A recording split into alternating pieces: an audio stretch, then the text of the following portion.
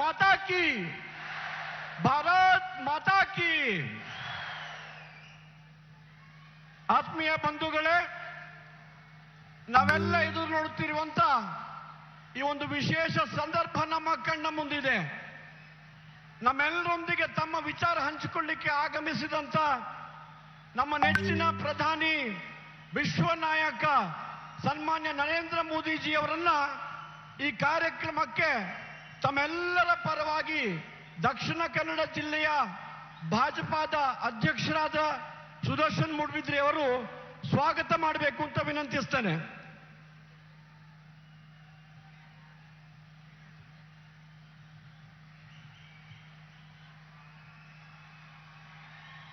ಸನ್ಮಾನ್ಯ ನರೇಂದ್ರ ಮೋದಿ ಅವರಿಗೆ ತಮ್ಮೆಲ್ಲರ ಪರವಾಗಿ ಕರಾವಳಿ ಕರ್ನಾಟಕದ ದಕ್ಷಿಣ ಕನ್ನಡ ಜಿಲ್ಲೆಯ ಈ ಪುಣ್ಯಭೂಮಿ ಕೊಲ್ನಾಡಿನ ಈ ಕಾರ್ಯಕ್ರಮಕ್ಕೆ ವೇದಿಕೆಯ ಎಲ್ಲ ಪ್ರಮುಖರ ಪರವಾಗಿ ನಿಮ್ಮೆಲ್ಲರ ಪರವಾಗಿ ಅತ್ಯಂತ ಪ್ರೀತಿಯ ಸ್ವಾಗತವನ್ನು ಮಾಡ್ತಾ, ನಮ್ಮ ಕೇಂದ್ರದ ಮಂತ್ರಿಗಳಾದ ಶೋಭಾ ಕರಂದ್ಲಾಜೆ ಅವರು, ಸನ್ಮಾನ್ಯ ನಳಿನ್ ಕುಮಾರ್ ಕಟೀಲ್ ಅವರು ಹಾಗೂ ಇತರರು ಶಾಲು ಹೊದಿಸಿ ಸ್ಮರಣಿಕೆ ನೀಡಿ ಈ ಭಾಗದ ವಿಶೇಷ ಒಂದು ಕಾಷ್ಟಶಿಲ್ಪವಾದ ಗಣಪತಿಯ ವಿಗ್ರಹವನ್ನು ನೀಡಬೇಕೆಂದು ವಿನಂತಿ ಮಾಡ್ತೇನೆ. ಅದೇ ರೀತಿಯಲ್ಲಿ ನಮ್ಮ ಜಿಲ್ಲೆಯ ಭಾಜಪಾದ ಅಧ್ಯಕ್ಷರಾದ ಸನ್ಮಾನ್ಯ ಸುದರ್ಶನ್ ಅವರು ಅವರಿಗೆ ಗಣಪತಿಯ ಮೂರ್ತಿಯನ್ನು ಕೊಡಬೇಕು.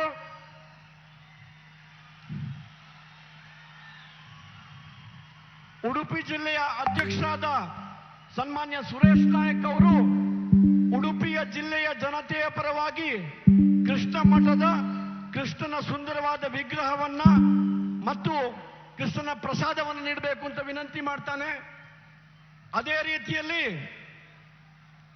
ಸ್ಥಳೀಯ ಶಾಸಕರಾದ ಸನ್ಮಾನ್ಯ ಉಮಾನಾಥ್ ಕೋಟ್ಯಾನ್ ಅವರು ಈ ಭಾಗದ ವೆಂಕಟರಮಣ ದೇವಸ್ಥಾನದ ನರಸಿಂಹನ ಪ್ರಸಾದವನ್ನ, ಬಪ್ಪನಾಡು ಮತ್ತು ಕಟೀಲಿನ ದುರ್ಗಾ ಪರಮೇಶ್ವರಿಯ ಆಶೀರ್ವಾದವನ್ನು ಬೇಡುತ್ತಾ ಕಳಿಸಿಕೊಟ್ಟಿರುವಂತ ತಾಯಿ ದುರ್ಗಾ ಪರಮೇಶ್ವರಿಯ ವಿಗ್ರಹವನ್ನ ಮತ್ತು ಬೆಳ್ಳಿಯ ಪ್ರತಿರೂಪವನ್ನ ಅವರಿಗೆ ನೀಡಿ ಗೌರವಿಸಬೇಕು ಅಂತ ವಿನಂತಿ ಮಾಡ್ತೇನೆ.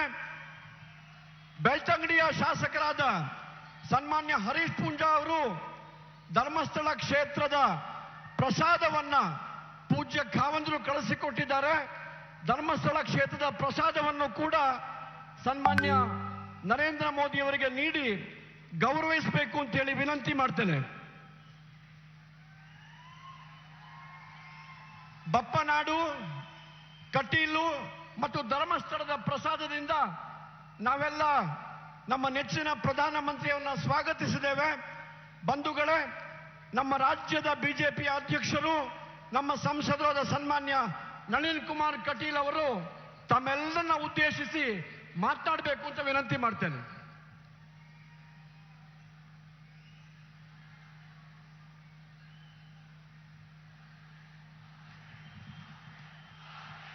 ಒಟ್ಟು ಇವತ್ತು ಈ ಪುಣ್ಯ ಪಾವನ ಕ್ಷೇತ್ರಕ್ಕೆ ಜಗತ್ತಿನ ವಿಶ್ವನಾಯಕ, ಜಗತ್ತಿನ ನಮ್ಮೆಲ್ಲರ ನಾಯಕರಾಗಿ ಜಗತ್ತಿನ ಎತ್ತರಕ್ಕೆ ಜಗದ್ವಂದ್ಯ ಭಾರತ ನಿರ್ಮಾಣ ಮಾಡಿರ್ತಕ್ಕಂತಹ ನರೇಂದ್ರ ಮೋದಿ ಅವರು ಆಗಮಿಸಿದ್ದಾರೆ. ನುಡಿದಂತೆ ನಡೆದವನ ಅಡಿಗೆನ್ನ ನಮನ ಅಂತ ಕವಿ ಉಲ್ಲೇಖ ಮಾಡ್ತಾನೆ. ಅಂಥ ನರೇಂದ್ರ ಮೋದಿ ಅವರು ಇವತ್ತು ಪುಣ್ಯ ಪಾವನ ಈ ಮುಲ್ಕಿ ಕ್ಷೇತ್ರಕ್ಕೆ ಬಂದಿದ್ದಾರೆ. ಪಂಚದುರ್ಗೆಯ ಈ ನಾಡಿನಲ್ಲಿ ಅವರ ಅಭೂತಪೂರ್ವವಾಗಿರ್ತಕ್ಕಂಥ ಪಾದಯಾತ್ರೆಯ ಮುಖಾಂತರ ಇಡೀ ದಕ್ಷಿಣ ಕನ್ನಡ ಜಿಲ್ಲೆ, ಉಡುಪಿ ಜಿಲ್ಲೆ, ಕರಾವಳಿ ಕ್ಷೇತ್ರಕ್ಕೆ ಶಕ್ತಿ ತುಂಬಿದೆ ಅಂತ ಹೇಳ್ತಾ ಅವರಿಗೆ ಅಭಿನಂದನೆಗಳನ್ನು ಮತ್ತು ಪ್ರಣಾಮಗಳನ್ನು ಅರ್ಪಿಸ್ತೇನೆ. ಬಂಧುಗಳೇ, ಕವಿ ಬಹಳ ಸುಂದರವಾಗಿ ಉಲ್ಲೇಖ ಮಾಡ್ತಾನೆ. ನುಡಿದಂತೆ ನಡೆದವನ ಅಡಿಗೆನ್ನ ನಮನ. ಈ ಜಗತ್ತಿನಲ್ಲಿ ನುಡಿದಂತೆ ನಡೆದ ಅಯೋಧ್ಯೆಯ ಪ್ರಭು ಶ್ರೀರಾಮಚಂದ್ರನ ಮಂದಿರಕ್ಕೆ ಶಿಲಾನ್ಯಾಸ ಮಾಡಿ ಮಂದಿರದ ನಿರ್ಮಾಣಕ್ಕೆ ಕಾರಣೀಭೂತರಾಗಿರುವ, ಕಾಶಿ ಕಾರಿಡಾರ್ನ ಮುಖಾಂತರ ಕಾಶಿ ವಿಶ್ವನಾಥನ ಶಕ್ತಿಯನ್ನು ತುಂಬಿರುವ, ಗಂಗಾ ಆರತಿಯ ಮುಖಾಂತರ ಭಾರತದ ಸಂಸ್ಕೃತಿಯನ್ನ ಜಗತ್ತಿಗೆ ತೋರಿಸಿರುವ ಏಕೈಕ ನಾಯಕ ಅದು ನರೇಂದ್ರ ಮೋದಿ. ನರೇಂದ್ರ ಮೋದಿ ಅಂತ ಶ್ರೇಷ್ಠ ಆಗಿರ್ತಕ್ಕಂಥ ನರೇಂದ್ರ ಮೋದಿ ಇವತ್ತು ಇಲ್ಲಿಗೆ ಬಂದ. ರಾಮ ಮಂದಿರದ ನಿರ್ಮಾಣದ ಮುಖಾಂತರ ಕರ್ನಾಟಕದ ಸುಪುತ್ರ ಆಂಜನೇಯನ ಭಕ್ತಿಯನ್ನು ಮಾಡಿರ್ತಕ್ಕಂಥ ನರೇಂದ್ರ ಮೋದಿ ಬಂದಿದ್ದಾರೆ. ಬಜರಂಗ ದಳವನ್ನ ನಿಷೇಧ ಮಾಡುವಂತ ಕಾಂಗ್ರೆಸ್ ಅವಸಾನದತ್ತ ಹೋಗುತ್ತೆ, ನಾಶ ಆಗುತ್ತೆ ಅನ್ನತಕ್ಕಂಥ ಸಂದೇಶ ಇಲ್ಲಿಂದ ಹೋಗುತ್ತೆ. ಬಂಧುಗಳೇ, ಇವತ್ತು ನಾನು ಎದೆ ತಟ್ಟಿ ಹೇಳಬಲ್ಲೆ, ಅಧಿಕಾರ ಪ್ರಾಮುಖ್ಯ ಅಲ್ಲ, ಹಿಂದೂ ಧರ್ಮದ ಪುನಶ್ಚೇತನ ಪ್ರಾಮುಖ್ಯ. ಬಜರಂಗ ದಳವನ್ನ ನಿಷೇಧ ಮಾಡತಕ್ಕಂಥ ತಾಕತ್ತಿದ್ರೆ ಕಾಂಗ್ರೆಸ್ಸಿನವರು ಅದನ್ನು ತೋರಿಸಲಿ ಅಂತ ಹೇಳ್ತಾ, ಬಂಧುಗಳೇ, ಇವತ್ತು ಈ ಎರಡು ಜಿಲ್ಲೆಗೆ ನರೇಂದ್ರ ಮೋದಿ ಅವರ ಅಭೂತಪೂರ್ವವಾಗಿರ್ತಕ್ಕಂಥ ಕೊಡುಗೆ ಇದೆ. ದಕ್ಷಿಣ ಕನ್ನಡ ಜಿಲ್ಲೆಯಲ್ಲಿ ಸ್ಮಾರ್ಟ್ ಸಿಟಿಯ ನಿರ್ಮಾಣಕ್ಕೆ, ದಕ್ಷಿಣ ಕನ್ನಡ ಜಿಲ್ಲೆಯ ಚತುಷ್ಪಥ ರಸ್ತೆಗಳ ಕೊಡುಗೆ, ದಕ್ಷಿಣ ಕನ್ನಡ ಜಿಲ್ಲೆಯಲ್ಲಿ ಪ್ಲಾಸ್ಟಿಕ್ ಪಾರ್ಕ್, ದಕ್ಷಿಣ ಕನ್ನಡ ಜಿಲ್ಲೆಯಲ್ಲಿ ಮೀನುಗಾರಿಕಾ ಜಟ್ಟಿ, ದಕ್ಷಿಣ ಕನ್ನಡ ಜಿಲ್ಲೆಯಲ್ಲಿ ಕೋಸ್ಟ್ ಗಾರ್ಡ್ ಟ್ರೈನಿಂಗ್ ಸೆಂಟರ್ ಅನ್ನ ನಿರ್ಮಾಣ ಮಾಡಿ ನರೇಂದ್ರ ಮೋದಿ ಅವರು ಇವತ್ತು ಮಂಗಳೂರಿಗೆ ಬಂದಿದ್ದಾರೆ. ಇಂಥ ಅದ್ಭುತವಾಗಿರ್ತಕ್ಕ 38,000 ಕೋಟಿ ರೂಪಾಯಿಗಳ ಅನುದಾನವನ್ನು ಈ ಜಿಲ್ಲೆಗೆ ಕೊಟ್ಟಿದ್ದಾರೆ. ಬಂಧುಗಳೇ, ಡಬಲ್ ಇಂಜಿನ್ ಸರ್ಕಾರ ಅದ್ಭುತವಾಗಿರ್ತಕ್ಕಂಥ ಕಾರ್ಯವನ್ನು ಮಾಡಿದೆ. ಇವತ್ತು ಅನ್ನ, ಅಕ್ಷರ, ಅಭಿವೃದ್ಧಿ, ಆರೋಗ್ಯ, ಆದಾಯ, ಅಭಯ ಅನ್ನತಕ್ಕಂಥ ವಿಚಾರಣೆಯ ಮುಖಾಂತರ ಆ ವಿಚಾರವನ್ನ ಜನರ ಮುಂದಿಡ್ತಾ ಭಾರತೀಯ ಜನತಾ ಪಾರ್ಟಿಯ ಕರ್ನಾಟಕ ಪಾರ್ಟಿ ಮತ್ತೊಮ್ಮೆ ನಾವು ಆಶೀರ್ವಾದವನ್ನು ಬೆಳಲಿಕ್ಕೆ ಹೋಗ್ತಾ ಇದ್ದೇವೆ. ಬಂಧುಗಳಿಗೆ, ನನಗೆ ವಿಶ್ವಾಸ ಇದೆ, ಈ ಬಾರಿ ಕರ್ನಾಟಕದಲ್ಲಿ ಬಹುಮತದ ಸರ್ಕಾರ ಬರುತ್ತೆ. ಮತ್ತೊಮ್ಮೆ ಮೋದಿಯವರ ಆಶೀರ್ವಾದದಲ್ಲಿ ಕರ್ನಾಟಕದಲ್ಲಿ ಭಾರತೀಯ ಜನತಾ ಪಾರ್ಟಿಯ ಸರ್ಕಾರ ಬರುತ್ತೆ. ನಾನು ನರೇಂದ್ರ ಮೋದಿ ಅವರಿಗೆ ಖಂಡಿತವಾಗಿ ವಿಶ್ವಾಸ ಮಾತುಗಳನ್ನು ಹಾಡ್ತೇನೆ.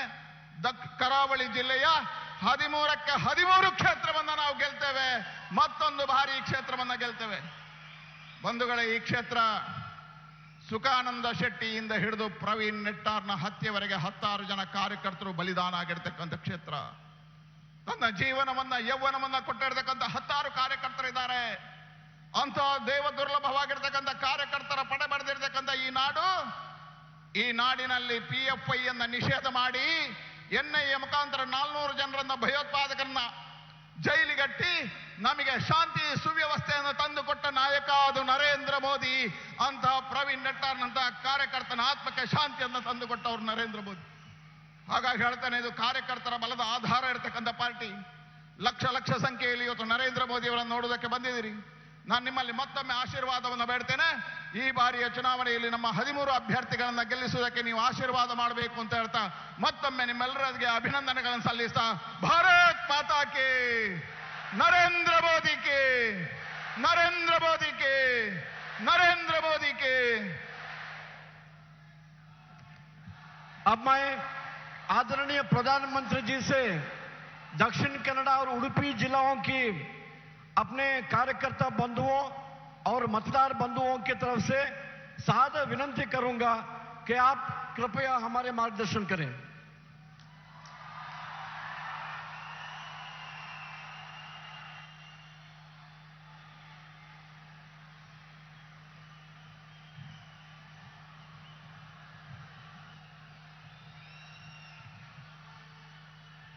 भारत माता की, भारत माता की. जरा दोनों हाथ ऊपर करके दिल्ली तक आवाज पहुंचनी चाहिए. भारत माता की, भारत माता की. बजरंग बली की, बजरंग बली की, बजरंग बली की. परशुराम क्षेत्ರದ ಯನ್ನ ಮೋಕೆದ ತುಳುವಪ್ಪೆ ಲೋಕುಳೆ ಸೋಲ್ಮೇಲು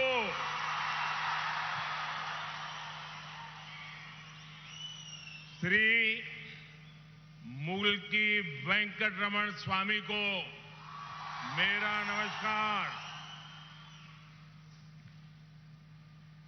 मैं शांति और सद्भाव का संदेश फैलाने वाले सभी मठों, तीर्थंकरों और संतों को श्रद्धा पूर्वक नमन करता हूं. पिछले वर्ष मुझे शिवगिरी मठ में श्री नारायण गुरु से आशीर्वाद लेने का सौभाग्य मिला था। आज जिस सबका साथ सबका विकास के मंत्र को लेकर के हम आगे बढ़ रहे हैं, उसमें सभी संतों की ही प्रेरणा है।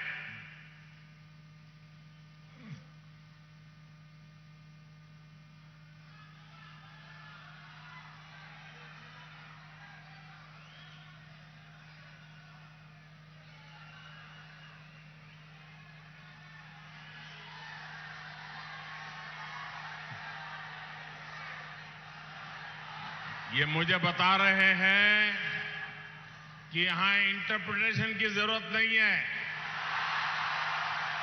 गांव के लोग भी हिंदी समझ लेंगे। ये आपका प्यार है, ये आपका आशीर्वाद है।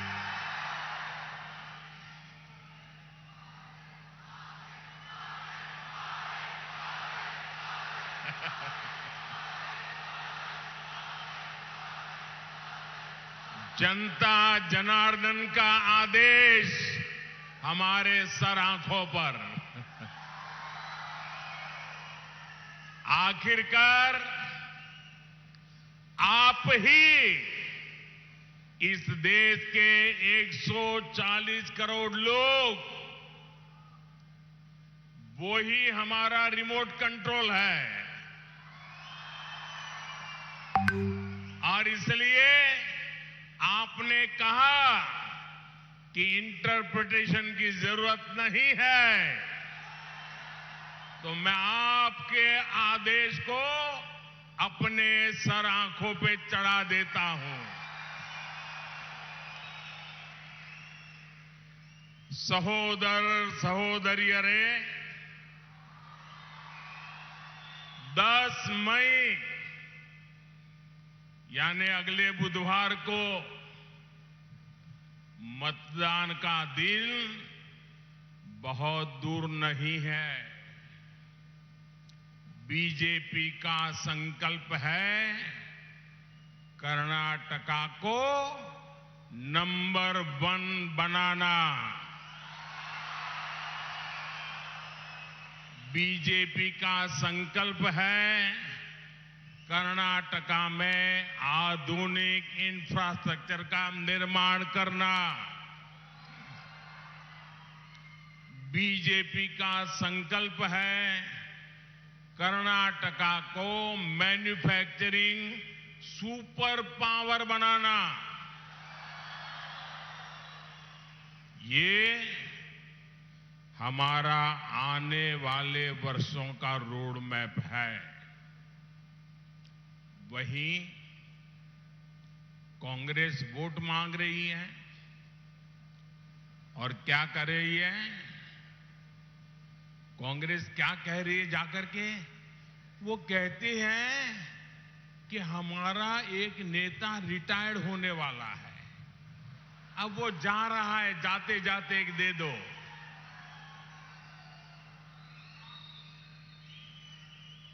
कांग्रेस आपका वोट इसलिए चाहती है क्योंकि उनका एक नेता रिटायर हो रहा है। कांग्रेस आपका एक वोट इसलिए चाहती है कि बीजेपी सरकार के फैसलों को, जनहित की योजनाओं को, यहां के लोगों के कल्याण के लिए जो काम किए हैं, उन सबको पलटना चाहती है। कांग्रेस कुछ भी कर ले,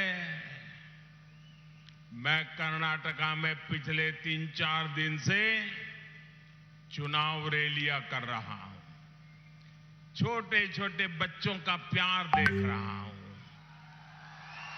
माताओं बहनों के आशीर्वाद पा रहा हूं।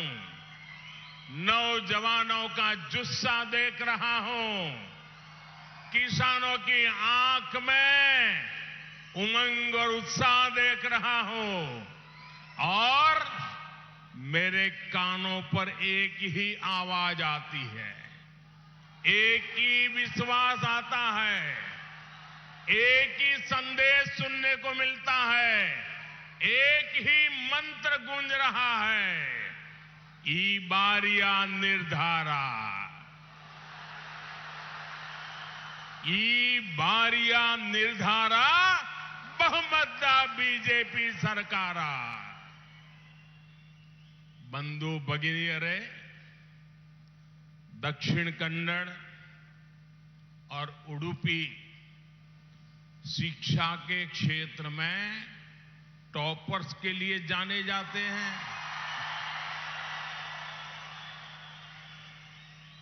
आप भली भांति जानते हैं कि कर्नाटका को देश में नंबर 1 बनाने का क्या मतलब है। हमारा प्रयास है कि कर्नाटका औद्योगिक विकास में नंबर 1 बने। बनना चाहिए ना? जरा जोरों से जवाब दीजिए, बनना चाहिए ना? नंबर 1 बनना है ना? कर्नाटका को नंबर 1 बनाना है ना? हमारी कोशिश है कि कर्नाटका कृषि विकास में नंबर कर्नाटका को फिशरीज और पोर्ट्स में नंबर बनाने के लिए हम लगातार काम कर रहे हैं। हमारा लक्ष्य है कि कर्नाटका का यहां पर स्वास्थ्य और शिक्षा में ये हमारा राज्य बीजेपी कर्नाटका को विकास के हर क्षेत्र में क्या बनाना चाहता है? क्या बनाना चाहता है? लेकिन कांग्रेस क्या चाहती है?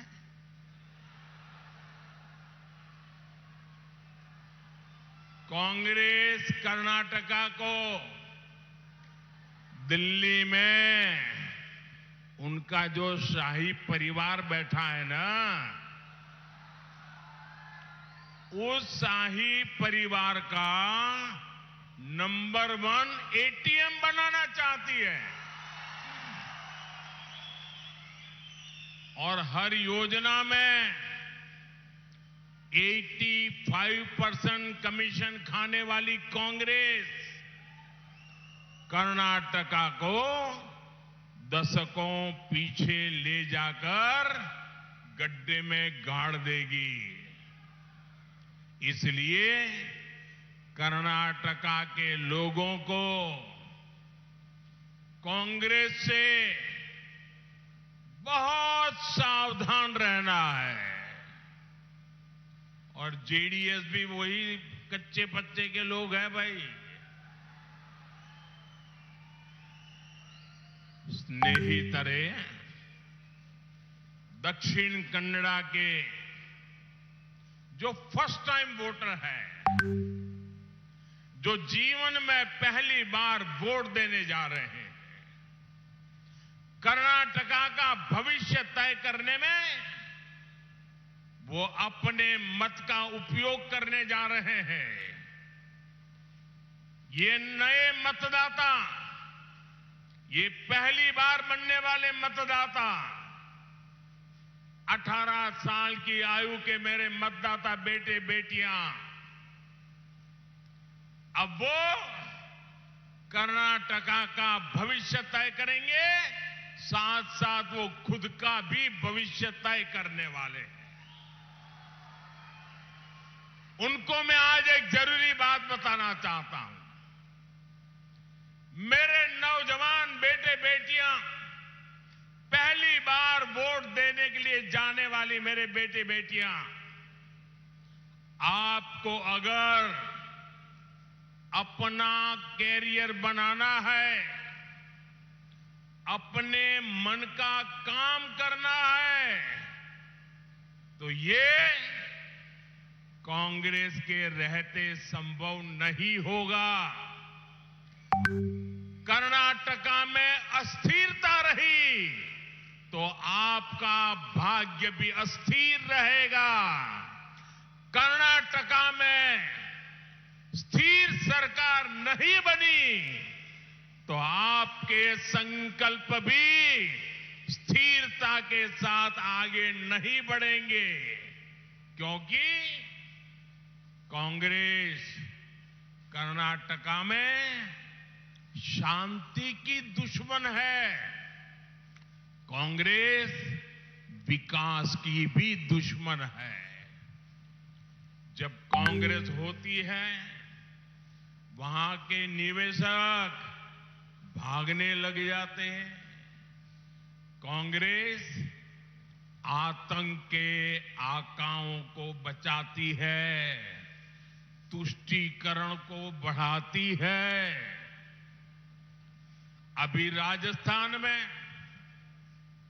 आपको पता होगा क्या हुआ। राजस्थान में कुछ साल पहले एक बम धमाका हुआ था। दशकों लोग मर गए थे, 50 से ज्यादा लोग मर गए थे। आप कल्पना कीजिए, इतना भयंकर षड्यंत्र, 50 से ज्यादा लोग मारे गए, बम धमाका हुआ, लेकिन वहां की कांग्रेस सरकार की पुलिस ने ऐसा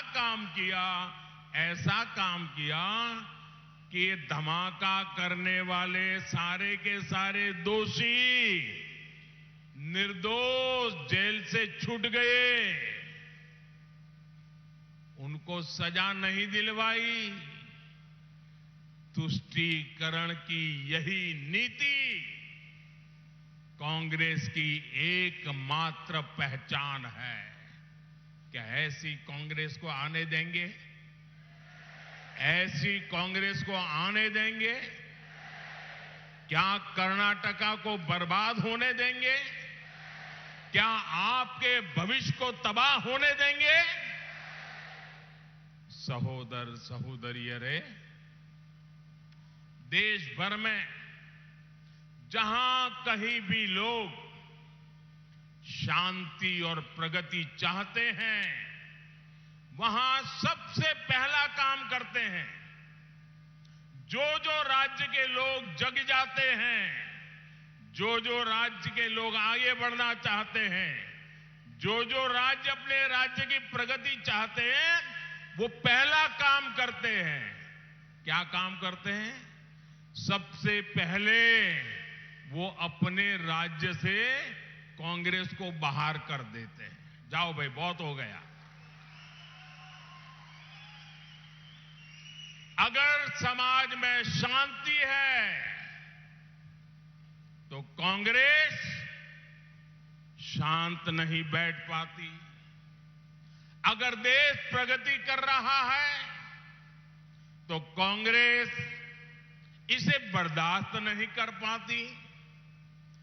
कांग्रेस की पूरी राजनीति बांटो और राज करो की नीति पर आधारित है। कर्नाटका ने खुद कांग्रेस का ये खौफनाक चेहरा देखा है।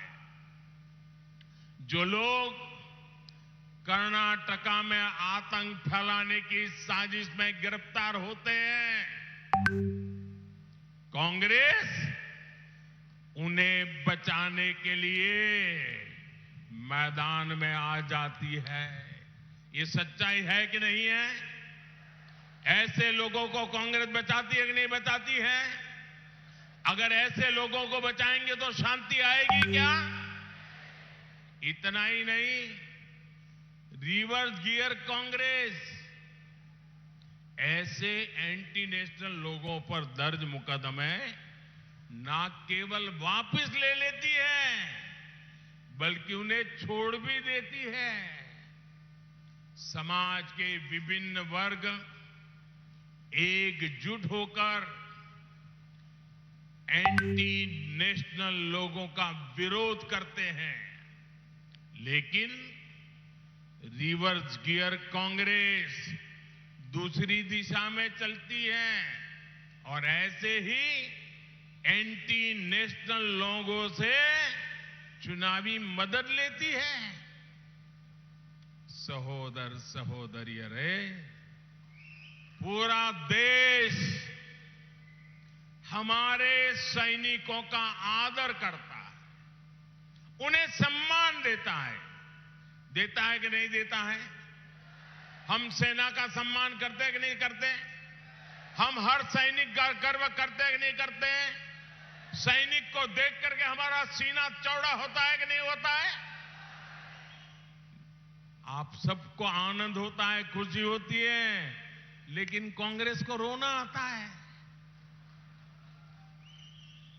कांग्रेस रिवर्स गियर हमारी सेना का अपमान करती है, हमारी सैनिकों का अपमान करती है, हमारे सेना के वरिष्ठ लोगों के खिलाफ गालियां बोलने तक का पाप करती है। साथियों, आज पूरी दुनिया भारत में डेमोक्रेसी और डेवलपमेंट को देखकर उसे सम्मान दे रही है, लेकिन रिवर्स गियर कांग्रेस दुनिया भर में घूम कर देश को बदनाम कर रही है। आप मुझे बताइए भाइयों, ये हमारे कर्नाटका के लोग तो दुनिया भर में फैले हुए हैं। मुझे बताइए, आज दुनिया में भारत का सम्मान बढ़ा है कि नहीं बढ़ा है? दोनों हाथ ऊपर करके पूरी ताकत से बताइए, बढ़ा है कि नहीं बढ़ा है? आज दुनिया में हिंदुस्तान का डंका बज रहा है कि नहीं बज रहा है? आज दुनिया में भारत का गौरव गान हो रहा है कि नहीं हो रहा है? अमेरिका में भी हिंदुस्तान का जयकार हो रहा है कि नहीं हो रहा है? ऑस्ट्रेलिया में भी हिंदुस्तान का जयकार हो रहा है कि नहीं हो रहा है? जापान में भी हिंदुस्तान का जयकार हो रहा है कि नहीं हो रहा है? यूके में भी हिंदुस्तान का जयकार हो रहा है कि नहीं हो रहा है? दुनिया के हर कोने में हिंदुस्तान का जयकार हो रहा है कि नहीं हो रहा है? क्यों हो रहा है? क्यों हो रहा है? पूरी दुनिया में भारत की वाहवाही क्यों हो रही है भाइयों? क्यों हो रही है? पूरे दुनिया में जय जयकार क्यों हो रहा है? क्यों हो रहा है बताइए?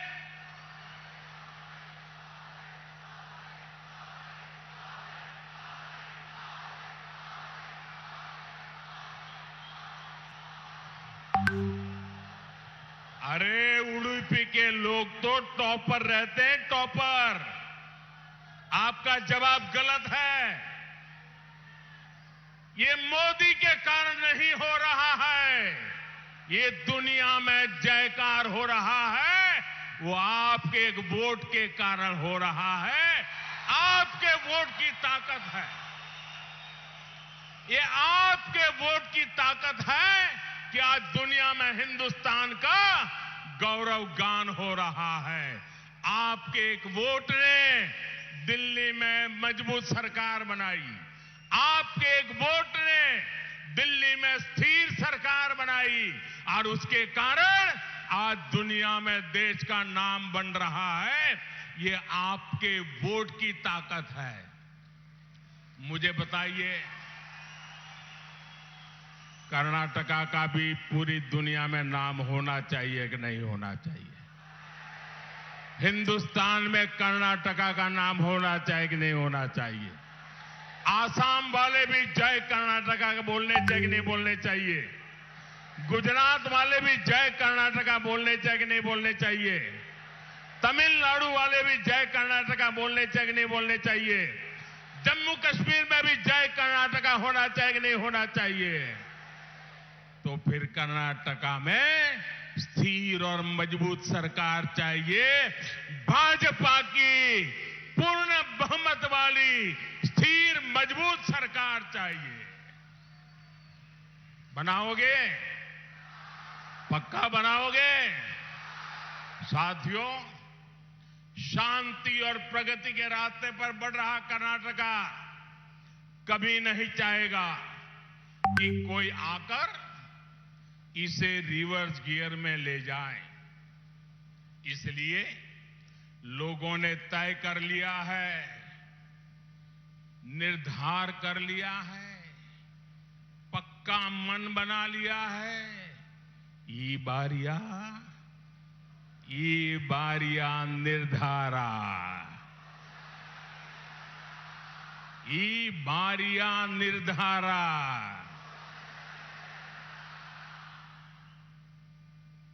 बंधु भगिनीरे, रानी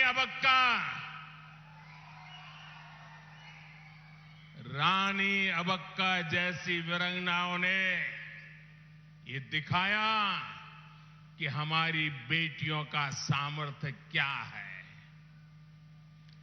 लेकिन कांग्रेस के कुशासन ने हमारी माताओं बहनों को सिर्फ और सिर्फ अभाव में जीने के लिए मजबूर कर दिया, अभाव ही दिया। कांग्रेस हर समस्या को बनाए रखना चाहती थी ताकि गरीब उसके सामने हाथ जोड़कर खड़ा रहे। टॉयलेट के अभाव में महिलाओं का स्वास्थ्य भी खराब होता था और सम्मान को भी चोट पहुंचती थी। बेटियों की शिक्षा की बात हो तो स्कूलों में अलग शौचालयों का अभाव था, बेटियों को स्कूल छोड़ना पड़ता था, इसलिए शिक्षा का अभाव था। यहां शुद्ध पेयजल का अभाव था, क्योंकि कांग्रेस ने हर घर जल पहुंचाने पर जोर नहीं दिया। बहनों को धुएं में खाना बनाना पड़ता था, क्योंकि कांग्रेस ने गैस कनेक्शन का अभाव रखा। अब बीजेपी सरकार इन सारे अभावों को दूर कर गरीब की समस्याओं का स्थायी समाधान कर रही है। स्नेहितरे, बीजेपी की डबल इंजन सरकार ने मूल जरूरतों से आगे बढ़कर महिला सशक्तिकरण के लिए योजनाएं लागू की है। पीएम किसान सम्मान निधि का पैसा देश के 11 करोड़ किसानों को मिला है, तो उसमें 3 करोड़ महिला किसान है। मुद्रा योजना के तहत जो 3 करोड़ ऋण कर्नाटका में मिले हैं, उनमें से अधिकतर महिलाओं को मिले हैं। गरीबों को मिले करोड़ों घरों की भी ज्यादातर लाभार्थी हमारी माताएं बहनें ही हैं। और इनमें से जो गरीबों के लिए हम घर बना रहे हैं, और घर की कीमत आज लाखों रुपयों में होती है। इसका मतलब जिसको घर मिल जाता है ना, वो लखपति बन जाता है। और हम घर माताओं बहनों के नाम पर देते हैं, और इसलिए आज देश में हमारी लाखों माताएं बहनें लखपति दीदी के नाम से जानी जाने लगी हैं, लखपति दीदी बन गई है। कल तक झुग्गी झोपड़ी में रहने वाली मां बहन आज जब लखपति दीदी बन जाती है तो मेरा देश आगे बढ़ना पक्का हो जाता है। दोस्तों, आपने देखा होगा आज चारों तरफ G20 की धूम मची हुई है। बच्चा बच्चा G20 बोलने लगा है। G20 तो कई वर्षों से चल रहा है, लेकिन दुनिया को भी पहली बार पता चला कि G20 क्या होता है। वो हिंदुस्तान के हर राज्य ने दिखा दिया है।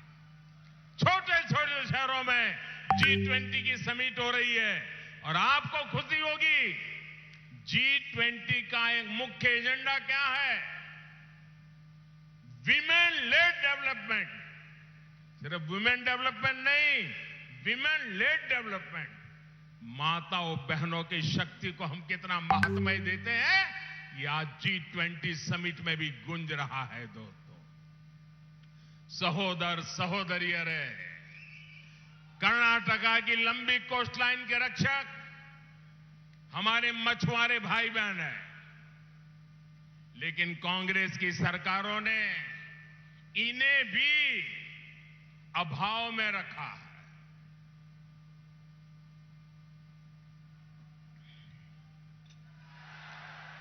ये बीजेपी है जिसने मछली पालन से जुड़ा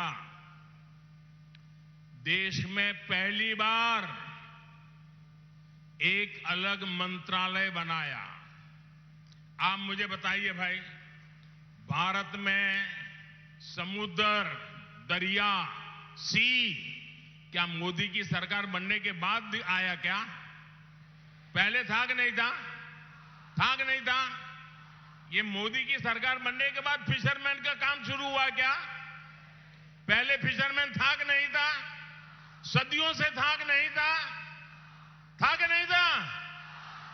लेकिन दिल्ली में ऐसी सरकार बैठी थी, उसको दिखता ही नहीं था, मोदी को दिखता था। दिल्ली में भी मोदी को पता चलता था कि उडुपी के पास मेरा फिशरमैन भाई बहन रहता है। और इसलिए आजादी के बाद पहली बार अलग मंत्रालय बनाया गया फिशरीज का, फिशरमैन के कल्याण के लिए बनाया गया अलग मंत्री, नया बजट, और वो काम अलग से हो रहा है क्योंकि अब मेरा कोस्टलाइन, मेरा फिशरमैन, मेरी ब्लू इकोनॉमी, हम दुनिया में आगे बढ़ना चाहते हैं। बीजेपी सरकार ने ब्लू रिवॉल्यूशन का रोड मैप बनाया है, कोस्टल बेल्ट के संपूर्ण विकास के लिए नीति बनाई है। बीजेपी ने मछुआरों और फिशरी सेक्टर के लिए पहली बार पीएम मत्स्य संपदा योजना बनाई है। यहां येदियुरप्पा जी और बोम्मई जी की सरकार ने भी मत्स्य सिरी योजना लागू की है। बीजेपी सरकार ने ही पहली बार मछुआरे भाई बहनों को किसान क्रेडिट की तरह बैंक से सस्ते ब्याज में लोन मिल जाए, वो क्रेडिट कार्ड फिशरमैन को देने का निर्णय किया और आज करोड़ों फिशरमैन उनको बहुत ही कम ब्याज से, टोकन से बैंक से पैसा मिल रहा है। क्योंकि फिशरमैन का कल्याण, उनके बच्चों का भाग्य बदलने के लिए हम कृत संकल्प है। बंधु भगिनीयर है, डबल इंजन सरकार के इन कामों के सार्थक परिणाम आज दिख रहे। आजादी के बाद से 2014 तक इनलैंड फिशरीज और एक्वाकल्चर का उत्पादन करीब 60 लाख टन ही पहुंचा था। ये आंकड़ा आप याद रखोगे? मैं जरा आंकड़ा बोलता हूं, याद रखोगे? जरा जोर से जवाब दो तो मुझे भी कुछ कहने का मन करे। आजादी से 2014 मोदी आया तब तक 60 लाख टन का उत्पादन होता था। कितना? 60 लाख। कितना? 60 लाख टन। कितना? मोदी के आने के बाद 9 साल में 60 लाख टन 120 लाख टन से ज्यादा हो गया। 120 लाख टन। बताइए भाई, ऐसा काम करने वाले लोग चाहिए कि नहीं चाहिए आपको? तेज गति से आगे बढ़ने वाले लोग चाहिए कि नहीं चाहिए? ये जितने कमल लेकर के आए हैं ना, वो वही काम करने वाले लोग हैं। यानी डबल इंजन सरकार के सिर्फ 9 वर्षों में इनलैंड फिशरीज उत्पादन 2 गुना हो गया है। इसका सीधा लाभ दक्षिण कन्नड़ा और उडुपी जैसे क्षेत्रों में मेरे हजारों मछुआरे भाई बहनों को हुआ है। और इसीलिए समंदर की लहरों के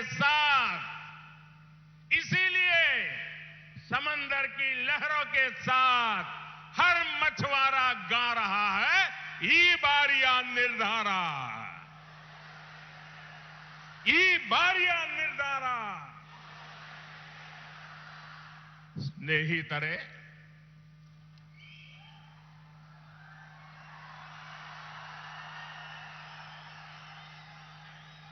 दक्षिण कन्नड़ा और उडुपी का एक क्षेत्र एक बहुत बड़ा इकोनॉमिक और फाइनेंशियल हब है। इस क्षेत्र ने देश के बैंकिंग सेक्टर को नई दिशा दी है। इसलिए इसे क्रेडल ऑफ बैंकिंग भी कहा जाता है। नई पीढ़ी को मालूम है कि नहीं मालूम है? ये क्रेडल ऑफ बैंकिंग है। यहां बड़ी संख्या में युवा अपना भविष्य बनाने आते हैं, बड़े बड़े सपने लेकर आते हैं। यहां के लोगों के पास एजुकेशनल इंस्टीट्यूट विकसित करने का भी विजन है और बीजेपी का प्रयास यहां के लोगों को इस विजन को विस्तार देने का है।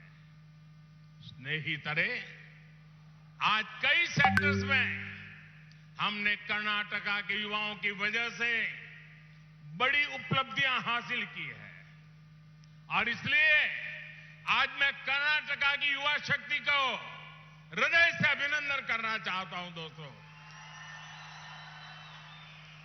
कर्नाटका आज भारत की स्टार्टअप क्रांति को ताकत दे रहा है और यहां के सामान्य परिवारों से आने वाले युवा वेल्थ और वैल्यू क्रिएटर्स बन रहे हैं। हमारी सरकार ने स्पेस सेक्टर में बड़े सुधार किए। हमने इस सेक्टर के दरवाजे प्राइवेट प्लेयर्स के लिए खोल दिए। वो कौन सा राज्य है जहां स्पेस सेक्टर में शानदार प्रदर्शन कर रहा है? आपको मालूम है वो कौन सा राज्य है?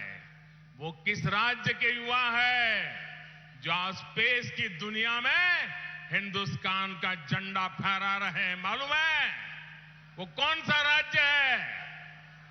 कौन सा राज्य है? ये मेरा कर्नाटका है। ये मेरे कर्नाटका के युवा आज स्पेस में अपना परचम लहरा रहे हैं। यहां के युवा रॉकेट और सैटेलाइट भी बना रहे हैं। दोस्तों, कुछ हफ्ते पहले हमने देखा कि HAL ने अब तक का सबसे ज्यादा प्रॉफिट बनाया है। वही HAL, वही कर्नाटका, वही काम करने वाले लोग। इतने वर्षों से HAL चल रहा था, पहली बार सबसे ज्यादा प्रॉफिट हुआ। कारण क्या? कारण क्या? कारण क्या? कारण क्या? ईमानदारी से देश की सेवा करने वाली भाजपा। हमारी सरकार ने UAE और ऑस्ट्रेलिया के साथ व्यापार समझौता किया है। इन जगहों पर कर्नाटका के बहुत सारे लोग रहते हैं। इस व्यापार समझौते से बिजनेस और किसानों के लिए बहुत से नए अवसर तैयार हुए हैं। इसलिए जब भी कर्नाटका के फ्यूचरिस्टिक ग्रोथ की बात होती है, लोगों की एक ही पसंद होती है, बीजेपी, बीजेपी, बीजेपी। सहोदर सहोदरियों, बीजेपी युवाओं के भविष्य को आज सर्वोच्च प्राथमिकता दे रही है। जब भी मैं अगले 25 वर्ष के अमृतकाल की बात करता हूं, तो उसमें भारत के नौजवानों का सामर्थ्य ही प्रतिबिंब होता है। हम ज्यादा से ज्यादा इनोवेशन को बढ़ावा दे रहे हैं, युवाओं के लिए नए अवसर बना रहे हैं। आज ग्लोबल स्टार्टअप की दुनिया में भारत की चर्चा होती रहती है। हमारे युवाओं ने हमें दुनिया का तीसरे सबसे बड़ा स्टार्टअप इकोसिस्टम बनाया है। 2014 में कुछ गिने चुने स्टार्टअप भारत में थे। आज भारत में करीब 1 लाख स्टार्टअप हो गए। 1 लाख। हमारे युवाओं ने यूनिकॉर्न का शतक बना दिया है। यूनिकॉर्न वो कंपनी होती है जिसकी कीमत $1 बिलियन यानी 8,000 करोड़ रुपए से ज्यादा आंकी जाती है। बीजेपी सरकार स्टार्टअप इकोसिस्टम को पॉलिसी सपोर्ट दे रही है। हम उन युवाओं के साथ खड़े हैं जो हर चुनौती से टकराना चाहते हैं। बंधु भगिनी रहे, हम भविष्य के लिए देश में लाखों युवा इनोवेटर्स को तैयार करने के लिए लगातार काम कर रहे हैं। आज देश भर में 10,000 अटल टिंकरिंग लैब मौजूद है। इनमें अब 75 लाख से ज्यादा विद्यार्थियों को आधुनिक टेक्नोलॉजी, इनोवेशन और नई संभावनाओं की ट्रेनिंग दी गई है। इससे उनकी जिज्ञासाएं और बढ़ती जाती है। जो युवा इंटरेस्टिंग स्टार्टअप आइडिया लेकर आते हैं, उनको पूरी मदद दी जाती है। एक तरह से ये स्टार्टअप नर्सरी की तरह है। ये भारत में इनोवेशन की नई लहर पैदा करेगी। स्नेहितरे, आप जानते हैं आज भारत की इकोनॉमी दुनिया में 5 नंबर पर पहुंच गई है।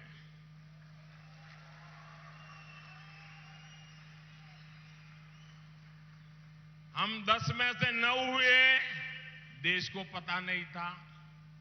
हम 9 में से 8 हुए, कोई चर्चा नहीं थी। हम 8 नंबर से 7 नंबर पहुंचे, लोगों ने देखा कुछ हो रहा है। हम 7 नंबर से 6 नंबर पहुंचे, लोगों ने कहा मोदी कुछ कर रहा है।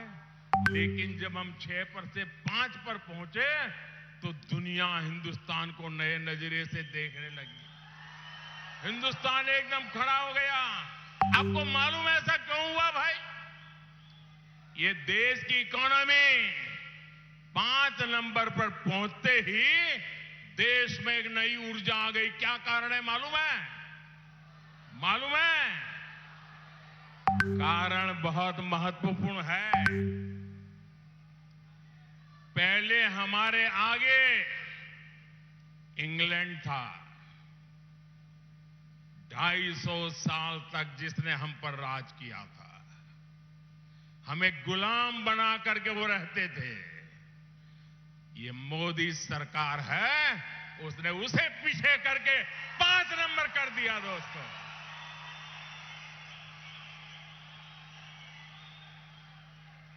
आपको गर्व है कि नहीं है? आपको गर्व है कि नहीं है? अब दोस्तों, एक और सपना है। मुझे आपकी मदद चाहिए। मिलेगी? मिलेगी? पक्का मिलेगी? हमें 3 नंबर पे पहुंचना है। तो 5 पर पहुंचे हैं और जल्दी से पहुंचना है। आपकी मदद मिलेगी। दुनिया में तीसरे नंबर की इकोनॉमी तक भारत को ले जाना है और उसमें मेरे कर्नाटका के बिना मैं आगे नहीं बढ़ सकता हूं। और इसलिए कर्नाटका में भाजपा सरकार चाहिए दोस्तों। 10 मई को आपका हर वोट कर्नाटका का भविष्य तय करेगा। ई बारिया निर्धारा बहुमतदा बीजेपी सरकार आपको इस संकल्प को निरंतर सशक्त करना है। भाइयों बहनों, कहीं ऐसा तो नहीं होगा कि आज इतनी जोरदार सभा हो गई, दूर दूर तक लोग ही लोग हैं, अब आपको लगेगा अब तो चुनाव जीत गए, चलो जाओ सो जाओ। ऐसा तो नहीं करेंगे ना? ऐसा तो नहीं करेंगे ना? घर घर जाएंगे, मतदाताओं को समझाएंगे, ज्यादा से ज्यादा मतदान करवाएंगे, बीजेपी की बात बताएंगे, कर्नाटक के उज्जवल भविष्य की बात बताएंगे, सब कुछ करेंगे। अच्छा, एक मेरा काम करेंगे, मेरा पर्सनल काम, एकदम मेरा पर्सनल काम है। जरा हाथ ऊपर करके बताइए, करेंगे? पीछे से भी हाथ ऊपर उठना चाहिए, करेंगे? सब लोग करेंगे? अच्छा, ऐसा करो, अपना मोबाइल फोन निकालो, उसकी फ्लैश लाइट चालू करके मुझे बताइए, मेरा एक काम करोगे? हर एक की लाइट चालू है तो मैं देखूंगा। करेंगे? करेंगे? अच्छा, मैं बताता हूं मेरा काम क्या है। हर घर जाना है, जाएंगे और उनको जाकर के कहना, मोदी जी दिल्ली से मुल्की आए थे। कहेंगे? कहेंगे? फिर उनको कहना कि मोदी जी जब मुल्की आए थे तो उन्होंने आपको नमस्कार भेजा है, आपको प्रणाम पहुंचाया है। क्या मेरे प्रणाम पहुंचाओगे? घर घर पहुंचाओगे? मेरे नमस्कार पहुंचाओगे? हर किसी को पहुंचाओगे? जब मेरे नमस्कार पहुंचेंगे तो सभी लोग मुझे आशीर्वाद देंगे, और जब सब लोग मुझे आशीर्वाद देंगे तो मेरी ऊर्जा बढ़ जाएगी। आज मैं जितना काम करता हूं उससे अनेक गुना काम करूंगा, और इसलिए मुझे हर परिवार से आशीर्वाद चाहिए। मेरे नमस्कार पहुंचाओगे? पक्का पहुंचाओगे? दोनों हाथ ऊपर करके मेरे साथ बोलिए, बजरंग बली की, बजरंग बली की, बजरंग बली की, भारत माता की, भारत माता की, वंदे वंदे वंदे वंदे वंदे वंदे वंदे वंदे वंदे वंदे वंदे वंदे। बहुत बहुत धन्यवाद। आदरणीय प्रधानमंत्री जी, आपका संबोधन के लिए दक्षिण कन्नड़ और उडुपी के समस्त लोगों की तरफ से हार्दिक धन्यवाद देना चाहता हूं। ಆತ್ಮೀಯ ಬಂಧುಗಳೇ, ತಮ್ಮೆಲ್ಲರ ಪರವಾಗಿ ನಮ್ಮ ನೆಚ್ಚಿನ ಪ್ರಧಾನಮಂತ್ರಿಗಳಿಗೆ ಆತ್ಮೀಯವಾದ ಧನ್ಯವಾದಗಳು। ಭಾರತ್ ಮಾತಾ ಕಿ, ಭಾರತ್ ಮಾತಾ ಕಿ, ಭಾರತ್ ಮಾತಾ ಕಿ, ವಂದೇ ವಂದೇ ವಂದೇ। ನೆಚ್ಚಿನ ಪ್ರಧಾನಮಂತ್ರಿ ನರೇಂದ್ರ ಮೋದಿ ಅವರಿಗೆ ನೆಚ್ಚಿನ ಪ್ರಧಾನಮಂತ್ರಿ ನರೇಂದ್ರ ಮೋದಿ ಅವರಿಗೆ, ನೆಚ್ಚಿನ ಪ್ರಧಾನಮಂತ್ರಿ ನರೇಂದ್ರ ಮೋದಿ ಅವರಿಗೆ, ಭಾರತೀಯ ಜನತಾ ಪಾರ್ಟಿಗೆ, ಭಾರತೀಯ ಜನತಾ ಪಾರ್ಟಿಗೆ, ಭಾರತೀಯ ಜನತಾ ಪಾರ್ಟಿಗೆ, ದಕ್ಷಿಣ ಕನ್ನಡ ಉಡುಪಿ ಜಿಲ್ಲೆಯ ಎಲ್ಲ ಕಾರ್ಯಕರ್ತ ಬಂಧುಗಳಿಗೆ, ದಕ್ಷಿಣ ಕನ್ನಡ ಉಡುಪಿ ಜಿಲ್ಲೆಯ ಎಲ್ಲ ಆತ್ಮೀಯ ಕಾರ್ಯಕರ್ತ ಬಂಧುಗಳಿಗೆ बोलो भारत माता की, भारत माता की। ಧನ್ಯವಾದ. ಕಾರ್ಯಕ್ರಮ ಮುಗಿಸಿ ಹೋಗಬೇಕಾದ್ರೆ